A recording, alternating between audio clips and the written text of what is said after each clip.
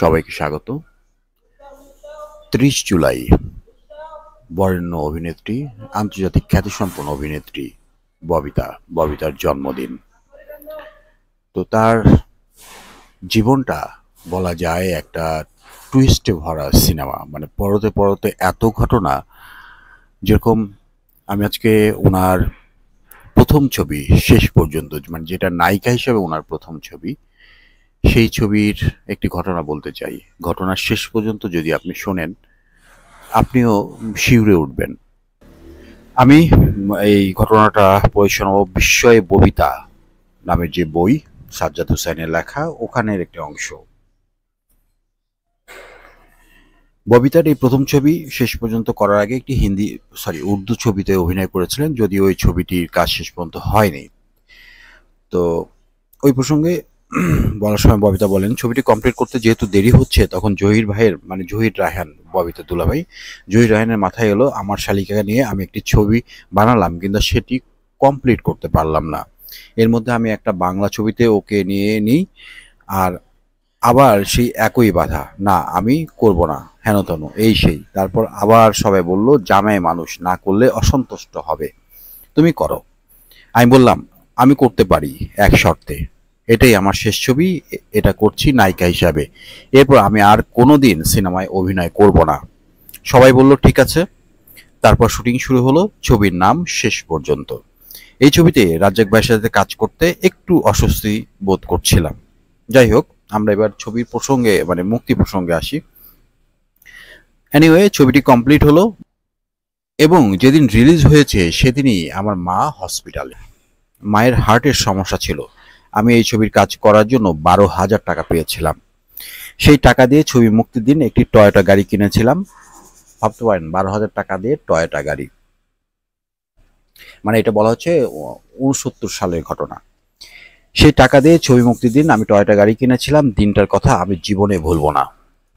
1969 সালের 14ই আগস্ট এই দিন ছবিটি রিলিজ হচ্ছে। আমি ভাবলাম যে জহির ভাই, সুচন্দা আপা, রাজ্জাক ভাই সবাই মিলে ছবিটা দেখব। তখন জহির ভাই, সুচন্দা আপা নিজেদের সংসার নিয়ে অন্য জায়গায় থাকেন, আমরা গেন্ডারিয়ায় থাকি। আর রাজ্জাক ভাইকে জহির ভাই যেহেতু ইন্ডাস্ট্রিতে ইন্ট্রোডিউস করেছেন বেহুলা ছবির মাধ্যমে, সেই সুবাদে তিনি আমাদের ফ্যামিলি মেম্বারের মতোই। যা হোক, শেষ পর্যন্ত রিলিজের দিন নিজেদের মধ্যে সিদ্ধান্ত হলো যে আমার মা হসপিটালে আছে, সেখানে রাজ্জাক ভাই আসবে, জহির ভাই আসবে, সুচন্দা আপা আসবে। কথা ছিল মাকে দেখে আমি নতুন গাড়িতে করে আমরা পুরো ঢাকা শহরটা ঘুরব, কারণ ওই দিনটা ছিল 14ই আগস্ট, পাকিস্তানের স্বাধীনতা দিবস। এই উপলক্ষে ঢাকা শহর অনেক রকম সাজসজ্জায় সজ্জিত হতো। জহির ভাই চেয়েছিলেন গাড়িতে করে ঘুরে ঘুরে ঢাকা শহরের বিভিন্ন সিনেমা হলে গিয়ে দেখবেন, ছবিটা নিয়ে দর্শক রেসপন্স কেমন তা পর্যবেক্ষণ করবেন। হলে দর্শক সমাগম, তাদের প্রতিক্রিয়া সবকিছু দেখতে যাব আমরা। আমি আমার নতুন কেনা গাড়িটি নিয়ে জানালা দিয়ে মাকে একটু দেখাবো।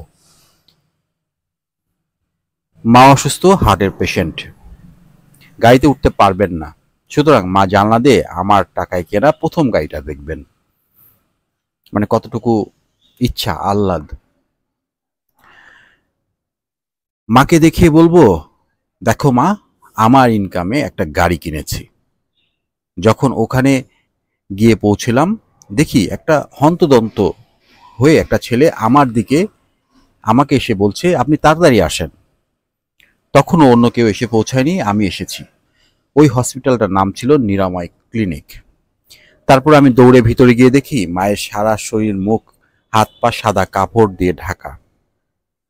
অর্থাৎ মিনিট 5 আগে মা মারা গেছেন। এই দৃশ্য দেখার সঙ্গে সঙ্গে আমি অচেতন হয়ে পড়ি। আমি অচেতন হয়ে মাটিতে পড়ে গেলাম। আমি খুব একটা জোরে কাঁদতে পারিনি। আমার ছোটবেলা থেকেই এই এক প্রবলেম, আমার ব্যথাগুলো সব চাপানো থাকে। যা হোক, আমার মা মরে গেল।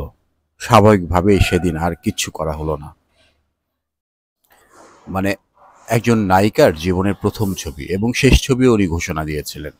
যে ছবিটার কাজ করার কারণে একটা গাড়ি পেয়েছিলেন, যে গাড়িটা উনি মাকে নিয়ে ঘুরে দেখাবেন পুরো ঢাকার শহরটা।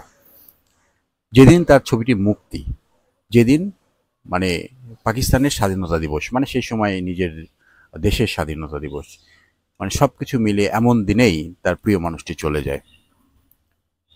যাই হোক, এই ছিল ববিতার প্রথম ছবির প্রথম দিনের গল্প।